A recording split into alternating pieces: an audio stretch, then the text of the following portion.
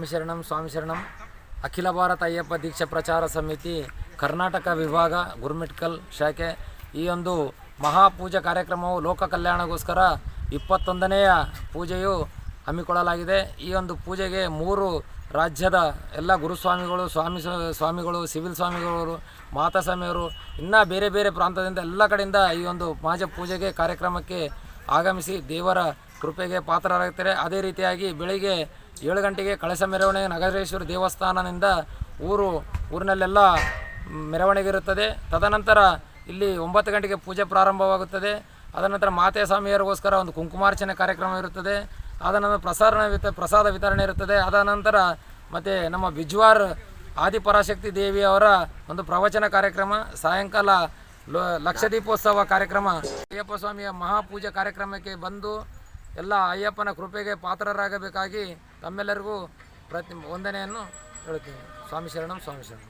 ಓಂ ಶ್ರೀ ಸ್ವಾಮಿ ಓಂ ಶ್ರೀ ಸ್ವಾಮಿ ಓಂ ಶ್ರೀ ಸ್ವಾಮಿ. ಊರಿನ ಓಂ ಶ್ರೀ ಸ್ವಾಮಿ ಶರಣಮಯ್ಯಪ್ಪ ಗುರುಮಿಟ್ಕಲ್ ತಾಲೂಕಿನ ಪ್ರತಿಯೊಂದು ಹಳ್ಳಿಯಿಂದ ಎಲ್ಲ ಭಕ್ತರು ಈ ಒಂದು ಕಾರ್ಯಕ್ರಮಕ್ಕೆ ಆಗಮಿಸಬೇಕು.